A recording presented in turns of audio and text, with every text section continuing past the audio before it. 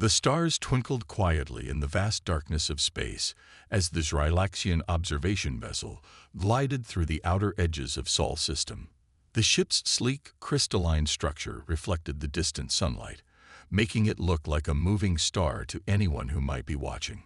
Inside, the blue-skinned aliens went about their regular duties of cataloging new civilizations for the Galactic Space Council. Senior observer Linda Summers stood at her post aboard the human diplomatic vessel Northern Star, watching as they approached the Zrylaxian ship. After decades of wondering if humans were alone in the universe, first contact was about to happen. Linda's heart beat faster, but her training kept her hands steady on the communication console. "All systems are ready for the greeting protocol," said Commander Peter Blackwood from his position on the bridge. His calm voice helped steady the nerves of the younger crew members. "Miss Summers, you may begin when ready." Linda nodded and pressed her hand against the transmitter. The message they had practiced hundreds of times went out in all known frequencies. "This is the Earth diplomatic vessel Northern Star. We come in peace and welcome dialogue." The response came faster than anyone expected. The Zrylaxian ship's external lights changed to a soft green color, a universal sign of peaceful intentions that humanity would soon learn about. A gentle voice, translated through their advanced systems, filled the bridge. "Greetings, Earth vessel. We are representatives of the Galactic Space Council. We have been watching your development with great interest." The crew exchanged excited looks. Humanity's first contact was going perfectly according to the protocols they had established, but fate had other plans for this historic moment. The bridge crew's attention was drawn to a new alert on their screens. 3 ships had just appeared from faster-than-light travel. Their design was completely different from the elegant Zrylaxian vessel. These were dark, angular, and bristling with what could only be weapons. Dreknid warships. The Zrylaxian transmission came through with obvious alarm. "Earth vessel, these are not with us. They are radical separatists." The transmission cut off as the first shots were fired. The Dreknid ships, operating under their own misguided beliefs about human aggressive expansion, had decided to take preventive action. Commander Blackwood's training kicked in immediately. "Defensive positions. Get our shields up now. Ms. Summers, send emergency signals to Earth Command." Linda's fingers flew across her console as the space around them erupted in chaos. The Zrylaxian ship moved to protect the Northern Star, its advanced shields absorbing the first wave of attacks. Through the viewport, Linda could see pulses of energy shooting between the ships, lighting up the darkness of space like artificial lightning. United Earth Defense Force vessel Helios responding to distress call. A new voice came through the comm system. The human warship dropped out of FTL travel nearby, its arrival sending a clear message that humanity wasn't defenseless. Captain Frank Howard of the Helios took immediate action. "This is a diplomatic vessel under our protection. Stand down immediately or face the consequences." His words carried the weight of humanity's determination to protect their own. The Dreknid ships responded by intensifying their attack. Their weapons, plasma-based energy beams that could tear through most known materials, lashed out at both the human ships and the Zrylaxian vessel. What happened next would be recorded in both human and alien history books. The Helios, despite being technologically inferior to the Dreknid ships, executed a series of maneuvers that no one expected. Captain Howard had his ship dive between the attackers and the diplomatic vessel, using a newly developed defensive system that nobody outside of Earth's military had seen before. The Helios's hull began to glow with a strange shifting pattern of lights. When the next Dreknid attack hit, something remarkable happened. The energy weapons seemed to dissolve into harmless particles, spreading out like colorful dust in space. On the Northern Star's bridge, Linda watched in amazement as the classified human defense technology was revealed to their alien visitors. The Zrylaxian observers, too, were recording everything with great interest. "Energy dispersion shields holding at 89%, reported Susan Kelly, the Helios's chief engineer, her voice carrying across the shared command channel. "The conversion process is stable." The Dreknid ships pulled back, clearly surprised by the ineffectiveness of their weapons. Their next move showed their desperation. They launched physical projectiles, massive bullets designed to tear through ship hulls. But humanity had planned for this too. The Helios's defensive field caught the projectiles, and before everyone's eyes, the deadly missiles transformed into clouds of harmless hydrogen atoms. By the eternal stars, the Zrylaxian observer's voice came through, filled with awe. They've mastered matter-conversion technology. The Dreknid ships, facing a defense they couldn't overcome, finally retreated. They jumped to FTL speed, leaving behind only the lingering clouds of converted matter as evidence of their attack. In the aftermath, as the Northern Star's crew worked to stabilize their systems and check for any damage, Linda received a private transmission from the Zrylaxian vessel. The alien observer's words were careful and measured. "We came to evaluate your species' readiness to join the galactic community. We did not expect to witness such remarkable defensive capabilities. The Space Council will be very interested in this development." Commander Blackwood moved to stand beside Linda at her station. "We didn't want to reveal our defensive capabilities this way," he said to both Linda and the Zrylaxian observer. "But perhaps it's better that the galaxy knows early on. Humanity will always defend itself, but we prefer to do so without destroying our opponents." The Zrylaxian response was immediate. "A most fascinating philosophy, converting enemy weapons into harmless matter rather than responding with destructive force. This is something new in our experience." As the ships began their journey back to Earth, Linda looked out at the slowly dispersing clouds of hydrogen that had once been deadly weapons. First contact hadn't gone as planned, but perhaps it had gone better than anyone could have hoped. Humanity had shown not just its technological capabilities, but its innovative approach to defense, turning enemy attacks into harmless matter rather than responding with equal destruction. The next few days would be filled with detailed diplomatic discussions, explanations, and the beginning of Earth's relationship with the galactic community. But for now, Linda took a moment to appreciate the beauty of the converted weapon debris, glowing softly in space like newfound stars, a symbol of humanity's unique approach to surviving in a dangerous galaxy. Commander Blackwood's voice broke through her thoughts. "Ms. Summers, please prepare a full report for Earth Command. I have a feeling things are about to get very interesting for humanity." Linda nodded, knowing that this was just the beginning. The galaxy had just learned that humans weren't just another young species fumbling their way into space. They were innovators who had found a way to turn the destructive force of their enemies into something harmless. The real question now was, how would the rest of the galactic community react to this revelation? 3 months after the first contact incident, Chief Scientist Mary Walsh stood in her underground laboratory, staring at the holographic display of molecular structures floating before her. Dark circles under her eyes showed how little she had slept in the past week, but excitement kept her going. She was close to a breakthrough that would change everything. "Run the simulation again," she told her computer system. This time, increase the convergent field strength by 12%. The hologram shifted, showing a weapons-grade plasma bolt hitting a specially designed energy field. Instead of being stopped or absorbed, the plasma completely changed its atomic structure, turning into simple hydrogen atoms. Mary smiled as she watched the results. "Record findings for Project SHIELD. Day 89, she said out loud. "We finally stabilized the conversion process. The field now successfully breaks down any matter that enters it, rearranging the atomic structure into the simplest possible form." The door to her lab slid open, and Director Frank Collins walked in, his face showing both exhaustion and hope. "Please tell me you have good news, Dr. Walsh. The Space Council representatives are asking more questions about our defense system every day." Mary turned to face her boss, unable to hide her excitement. "Better than good news. We've cracked it. Remember how the first version of the shield could only convert energy weapons? Now it can handle anything: plasma, projectiles, even biological matter." She gestured to a small demonstration chamber in the corner of the lab.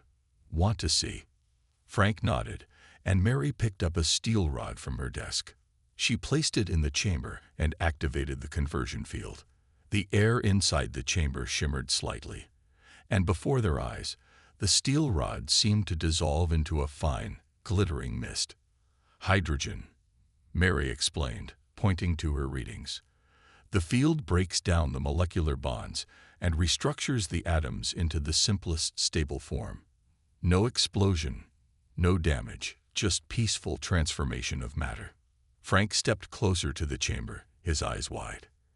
And this works on any material. So far, we haven't found anything it can't convert. Mary pulled up another hologram, this one showing various test results.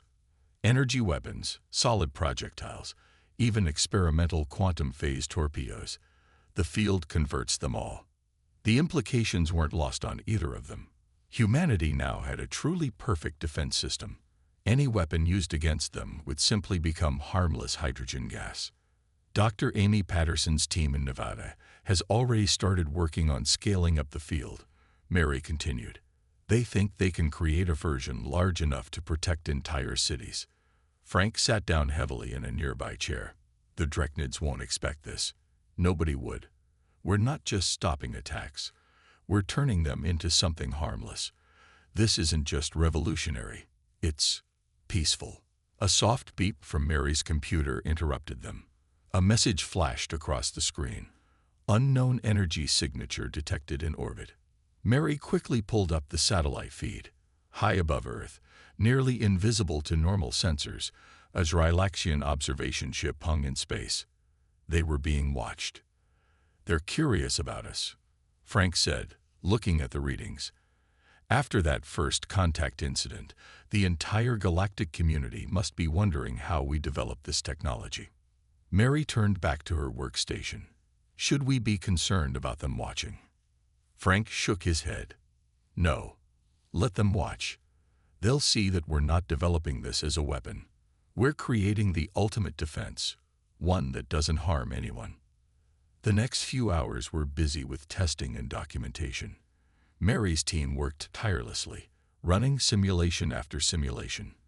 Each success brought them closer to their goal of a worldwide defense system. Dr. Amy Patterson's voice came through on the video call system. Her team's test facility appeared on the main screen. Mary, you need to see this.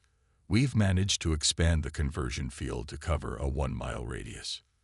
The video feed showed a test area in the Nevada desert. A large drone, serving as a simulated enemy weapon, flew into the protected zone. The air seemed to shimmer, and the drone dissolved into a beautiful cloud of sparkling particles. Perfect conversion, Amy reported, her voice filled with pride. No debris, no harmful radiation, just pure hydrogen. The field is completely stable at this size. Frank watched the test footage with growing amazement. How soon can we deploy this on a larger scale? We'll need about 2 weeks to calibrate the city-sized fields, Amy replied. The power requirements are significant, but we found a way to use the converted hydrogen as a partial energy source. It's actually quite elegant. The more they attack, the more fuel we have for the defense system. Mary began compiling the test results into a report. As she worked, she noticed something unusual in the background radiation readings. The Zrylaxian ship in orbit had moved closer, its sensors clearly focused on their test site. They're definitely interested, she said, pointing out the readings to Frank. Good, he replied. Let them see that we're not building super weapons or planning any attacks. We're creating something that could change the way the galaxy thinks about warfare. The next morning, Mary presented their findings to the United Earth Defense Force High Command. The room was packed with military leaders and scientific advisors, all eager to hear about the breakthrough. The matter conversion shield is ready for full deployment, she explained, showing them the test results. Once in place, it will protect our cities and ships from any form of attack by converting hostile matter into harmless hydrogen. Questions flew from all directions. What about the power requirements? Can it be overwhelmed? Is there any way to block the conversion process? Mary answered each one confidently. The system was elegant in its simplicity.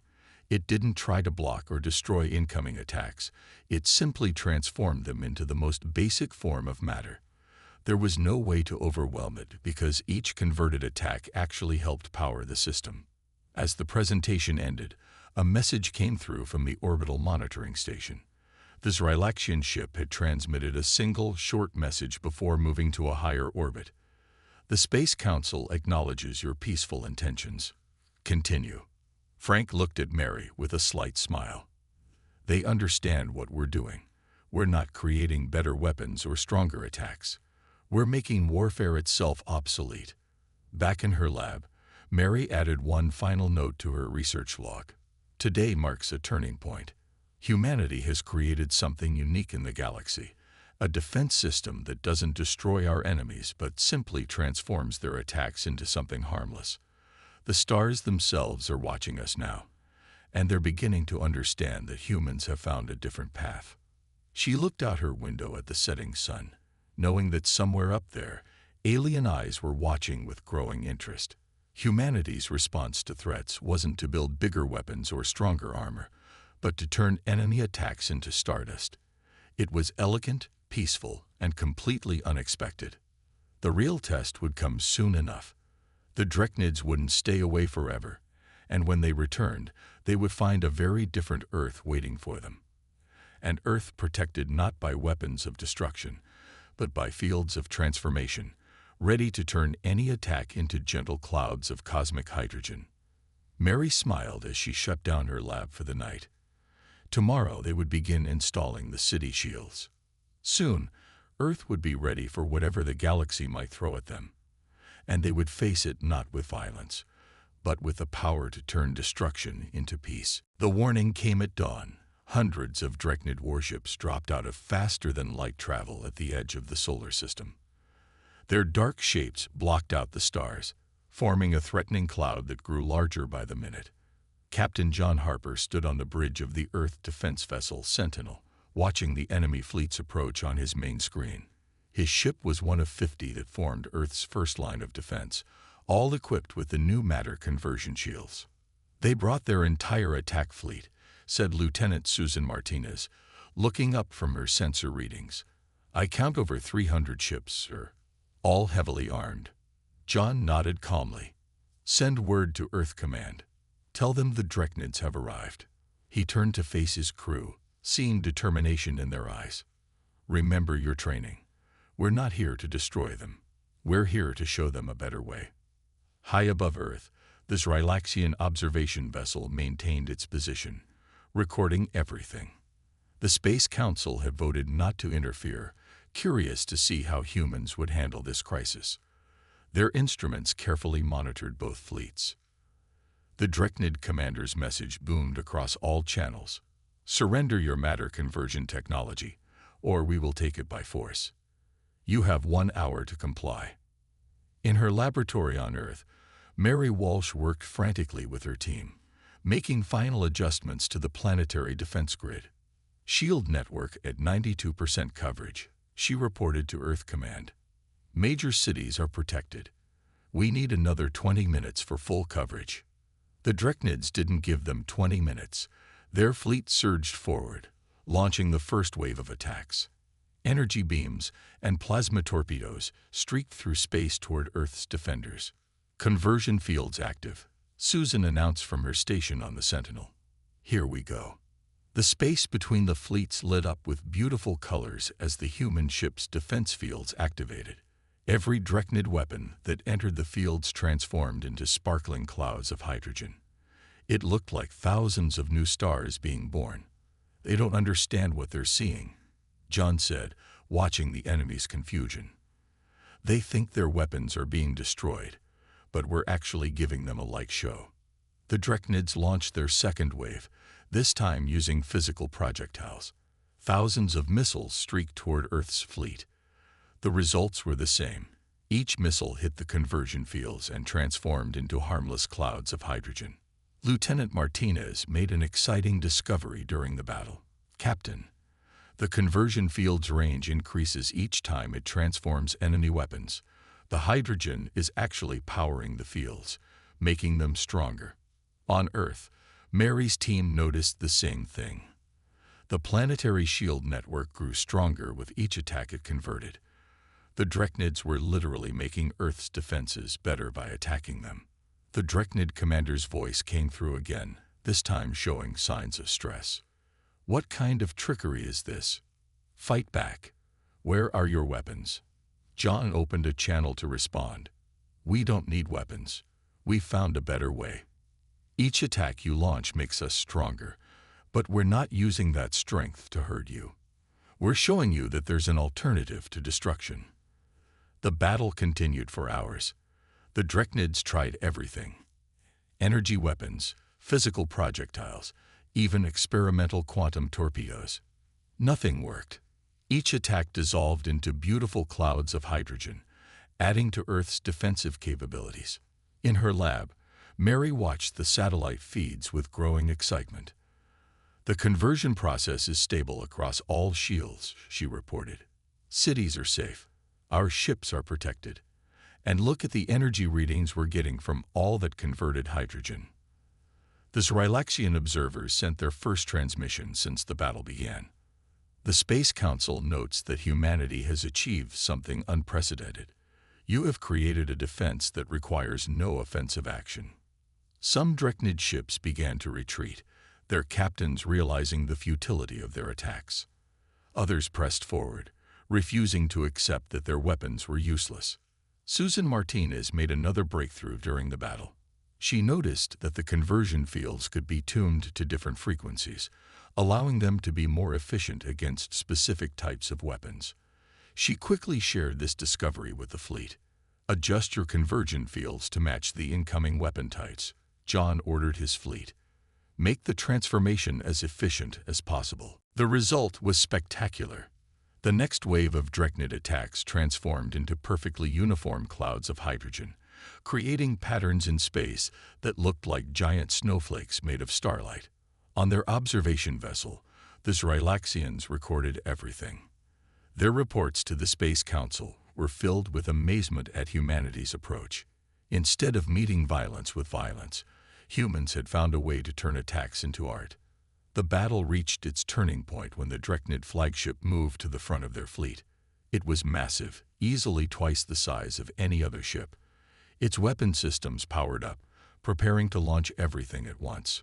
Here comes their big push, John said to his crew. Brace yourselves, but remember, we don't need to be afraid. The bigger their attack, the more beautiful our defense will be. The Dreknid flagship fired all its weapons simultaneously. The combined attack was enormous, a wall of destructive force heading straight for Earth's defenders. For a moment, it looked like a new sun had been born between the fleets. Earth's convergent fields responded perfectly.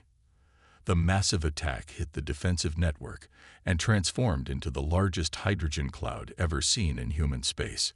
It sparkled and swirled, spreading out to form shapes that looked like galaxies in miniature. The Dreknid fleet fell silent. Their most powerful attack had just turned into a beautiful light show. Their weapons, designed to destroy, had instead created something wonderful. John opened a channel to all ships, both human and Dreknid. Look at what we've made together. Your attack just created something beautiful. This is what we've been trying to show you. There's always another way. The Dreknid flagship powered down its weapons. After a few minutes, their commander spoke again, but this time his voice was different. We do not understand. How can you defend without destroying?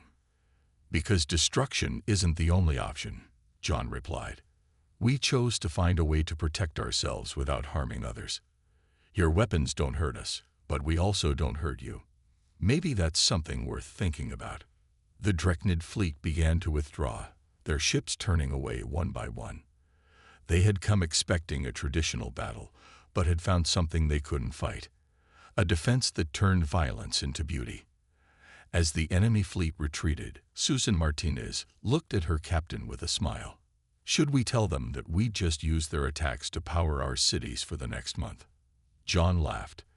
Let them figure that out on their own. Sometimes the best lessons are the ones you learn by yourself. The Zrylaxian observers sent one final message before the battle ended. The Space Council has seen enough. Humanity's approach to conflict resolution will be studied by all member species. You have shown us something new, a way to defend without destruction. As the hydrogen clouds slowly dispersed, spreading throughout the solar system, Earth's defenders knew they had won more than just a battle. They had shown the galaxy that humanity's greatest strength wasn't its ability to fight, but its ability to find new solutions to old problems. The stars twinkled through the spreading hydrogen clouds, creating patterns that would be visible from Earth for days to come. It was a reminder that sometimes the best way to face violence was to transform it into something peaceful, one atom at a time. 2 weeks after the first major battle, Earth's sensors detected something massive entering the solar system. The Dreknid Empire had returned, but this time they brought their ultimate weapon, a planet-killer-class battleship named World Ender. Dr. Richard Boyd stood in Earth's main defense control center, watching the massive ship approach on the main screen. It was bigger than anything humans had ever seen, nearly the size of Earth's moon. "All planetary shield stations report ready," said his assistant, keeping her voice steady despite the fear everyone felt. "The conversion field network is at full power." Admiral Kate Morrison's face appeared on the main screen. She commanded Earth's defense fleet from her flagship, the Guardian. "Dr. Boyd, please tell me you have good news about the system-wide shield network." Richard nodded, pulling up a holographic display of the solar system. "We've placed conversion field generators on every major moon and planet. The entire system is protected. No matter where they attack from, their weapons will transform." The World Ender moved slowly but steadily toward Earth. Its size made it look like a moving black hole against the stars. The Zrylaxian observation vessels kept their distance, their sensors recording everything about this new threat. "They've armed their main weapon," reported Susan Martinez, now promoted to commander after the last battle. "Energy readings are off the charts. This is something new." The Dreknid Supreme Commander's message echoed through every communication system in the solar system. "Humans, you have forced us to take extreme measures. This weapon doesn't just destroy planets. It erases them from existence. Your conversion fields cannot handle this level of power." Richard looked at his readings with growing concern. The enemy ship was charging up something that created ripples in space itself. But he smiled as he noticed something interesting in the data. "Admiral Morrison," he called out, "their weapon works by converting matter into pure energy. They're trying to beat us at our own game, but they're doing it wrong. They're forcing the conversion, making it violent. We can use that against them." Kate's eyes lit up with understanding. "You mean?" "Yes," Richard said. "Their weapon is just a crude version of our technology. If we tune our conversion fields to the right frequency, we can catch their energy beam and transform it just like anything else." Throughout the solar system, humans worked quickly to adjust their defense network. The World Ender's weapon continued charging, drawing in massive amounts of energy from space itself. Mary Walsh's voice came through on the emergency channel from her lab on Earth. "Dr. Boyd, we've analyzed their weapon. It's going to try to convert Earth's mass into explosive energy. But our fields can catch that process halfway and turn it into something harmless." Richard's fingers flew across his control panel, making final adjustments to the conversion network. "All stations, tune your fields to these frequencies. Don't try to block their attack. Let it in, but guide its transformation." The World Ender fired. A beam of pure white energy, brighter than 1,000 suns, shot toward Earth. It looked like someone had drawn a line of light across space itself. Everyone held their breath, wondering if their defenses would hold against this ultimate weapon. The beam hit the outer layer of Earth's defense network. For a moment, the conversion fields glowed so bright that sensors couldn't see through them. Then something beautiful happened. Instead of exploding or breaking through, the beam began to change. The violent energy transformed, spreading out in a spiral pattern around Earth. Where there had been a weapon of ultimate destruction, there was now a gorgeous display of light and color. "It's working," Richard shouted, checking his readings. The conversion is stable. Their planet killer is turning into the biggest hydrogen cloud we've ever seen. The Dreknid weapon continued to fire, pouring more and more energy into the attack. But the more power they use, the more beautiful the transformation became. The hydrogen cloud grew and spread, forming patterns that looked like spinning galaxies around Earth. Admiral Morrison couldn't help but laugh. They don't understand. They built a weapon that tries to convert matter into energy, but we've mastered the art of gentle conversion. They're just giving us more material to work with. The World Ender's weapon finally ran out of power. The massive ship hung in space, seemingly stunned by its failure. Around Earth, the converted energy continued to swirl and dance, creating a protective shield more beautiful than any aurora. Richard opened a channel to the Dreknid ship. Your weapon works by forcing matter to change violently. We learned to guide that change peacefully. Look around you. You tried to destroy our planet, but instead you helped us create something beautiful. The Zrylaxian observers, who had watched everything, sent a message to both fleets. The Space Council has reached a decision. Humanity's matter conversion technology is now recognized as a protected innovation. Any attempt to destroy it will be seen as an attack on peaceful progress itself. On the World Ender's bridge, the Dreknid Supreme Commander watched as his ultimate weapon's energy became part of Earth's defensive light show.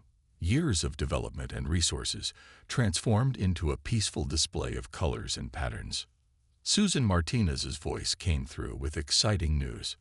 Dr. Boyd, the converted energy from their weapon. We can use it. The hydrogen cloud is so massive that it could power our conversion fields for years. The World Ender started to turn away, its mission a complete failure.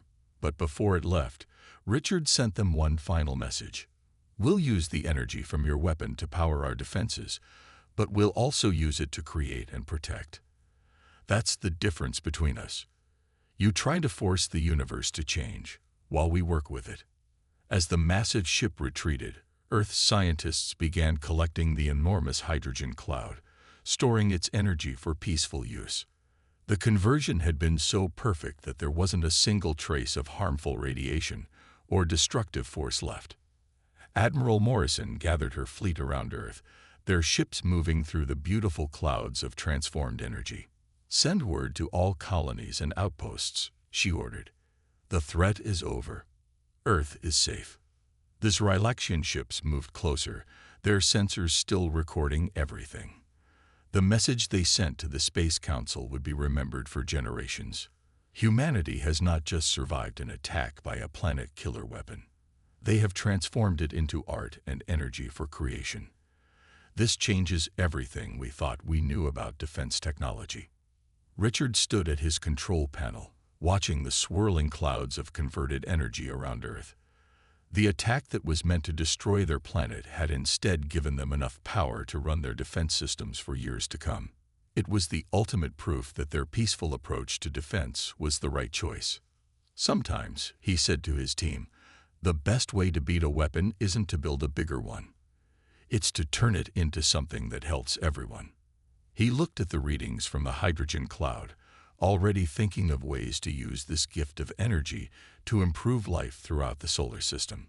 The stars shone through the clouds of transformed energy, creating patterns that would inspire artists and scientists for years to come. Earth had faced its greatest threat and turned it into its greatest resource, showing the galaxy that there was always a better way than destruction. 1 month after the World Ender's defeat, Commander Lisa Phillips stood before the gathered representatives of the Galactic Space Council. The great hall stretched out before her, filled with beings from 1,000 different worlds. The crystalline walls of the council chamber sparkled with soft light, making everyone look like they were surrounded by stars. The people of Earth thank you for this invitation, Lisa said, her voice calm and clear.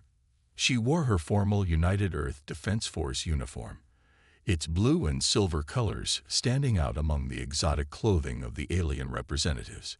We are ready to share our peaceful defense technology with the galaxy. The Space Council's chief observer, a tall Zrylaxian named Axaril, stepped forward. Humanity has shown us something remarkable. You turned weapons into art, destruction into creation. Tell us, how did your people choose this path? Lisa smiled, remembering the long journey that had brought them here. We looked at the stars and saw two choices. We could learn to destroy better than anyone else, or we could find a way to make destruction itself impossible. We chose the second path. The chamber's main screen lit up, showing recordings from the battles with the Dreadnoughts. The council members watched in amazement as weapons of war transformed into beautiful clouds of light and energy. Dr. William Carter, Earth's leading scientist in cross-species research, stood up next to Lisa. Our matter-conversion technology doesn't just protect us, he explained. It turns attacks into resources. The energy we gathered from the World Ender's weapon now powers hospitals and schools across our solar system. A representative from a distant spiral arm raised their hand. But what prevents this technology from being used as a weapon itself? Could you not convert an enemy ship into hydrogen? Lisa shook her head. The conversion field only works on objects moving at attack velocities. It needs the energy of the attack itself to power the transformation. The peaceful ship or person would pass through unchanged. The technology only works as a defense, never as a weapon. The council chamber filled with excited whispers. Here was something truly new. A defense system that couldn't be turned into a weapon, that transformed violence into beauty and useful energy. Back on Earth, Mary Walsh and Richard Boyd watched the council meeting through a live feed. Their laboratory had become the center of a new research institute, where scientists from across the galaxy came to study peaceful technology. They're going to accept us into the council, Mary said, watching the proceedings.